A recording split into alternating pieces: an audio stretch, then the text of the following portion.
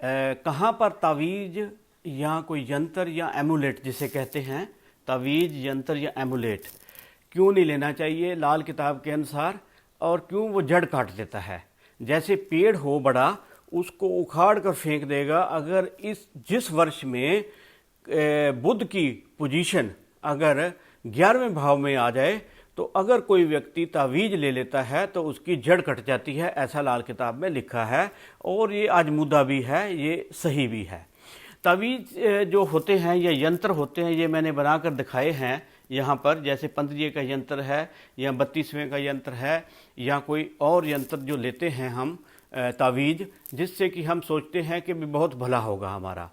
जिन्नात से रक्षा, भूत प्रेतों से रक्षा, या आपका कारोबार के लिए, या आपके किसी भी काम की सफलता के लिए। कोई वशीकरण के लिए करता है, कोई मारन प्रयोग करता है, कोई उच्चाटन प्रयोग करता है, कोई और प्रयोग कर रहे हैं, विद्वेषण का प्रयोग होता है, तो ये यंत्रों से भी होता है।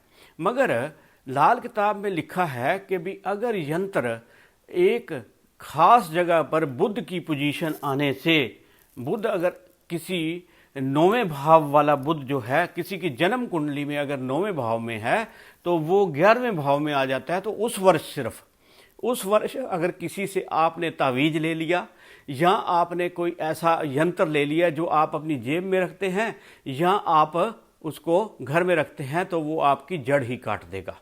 बुध 9 में हो और उस वक्त कुंडली में 11 में आ जाए, जैसे वर्षफल में 9 वाला 11 में आ गया, तो उस वर्ष अगर आप ले लेते हैं, तो क्या कहता है लाल किताब में, कहता है पौधे को जड़ों से उखाड़ देने की तरह की खराबियां देगा। जैसे अंधेरी तूफान ज़्यादा आ जाते हैं, बाढ़ ज़्यादा आ जाती है, तो पौधे को जड़ों से ही उखाड़ कर ले जाती है। और तावीज़ के आगे जो है बुध की उम्र 34 साल और ऑब्लिक 17 साल, तो 17वें दिन या 34वें दिन तक आपको पता लग जाएगा कि तावीज़ रखने के बाद अगर बुध 11 में आया हुआ है 9 वाला, तो वो जड़ ही काट देगा।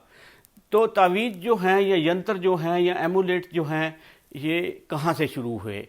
तो कहते हैं कि भाई सुलेमान जो थे, एक आपने किताब सुनी होगी नक्शे सुलेमानी या आमलियाते नक्श जो हैं, ये मुसलमान जो लोग ज़्यादा यूज़ करते थे इसको। तो जो सुलेमान थे, वो सुलेमान इब्न दाऊद उसको कहते हैं, ये डेविड का बेटा था और इज़राइल में था।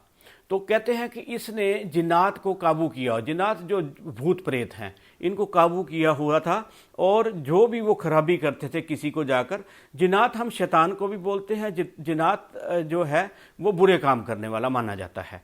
तो जो वो हजरत सुलेमान ने अपने काबू में किए हुए थे, और कहते हैं कि भाई वो उनको यूज़ करके लोगों की भलाई के लिए उनका प्रयोग करते थे।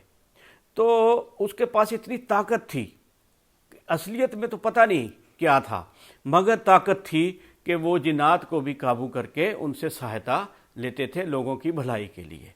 तो ये यंत्र या तावीज़ जो हैं हम अपनी भलाई के लिए लेते हैं, इंसान जो है किसी काम के लिए भी लेता है। मगर लाल किताब में ये बड़ी सख्त हदायत वार्निंग दी गई है कि अगर बुध किसी का, दोबारा मैं बोल रहा हूँ कि बुध किसी का अगर जन्म कुंडली में 9वें भाव में हो और वो वर्षफल में 11वें भाव में आ जाए, तो ऐसा व्यक्ति अगर कोई ले तावीज़ किसी से, साधु संत सन्यासी से या किसी तांत्रिक से या किसी पंडित जी से, तो ये तावीज़ यंत्र जो है उसकी जड़ ही काट देगा, उसकी तबाही का कारण बनेगा।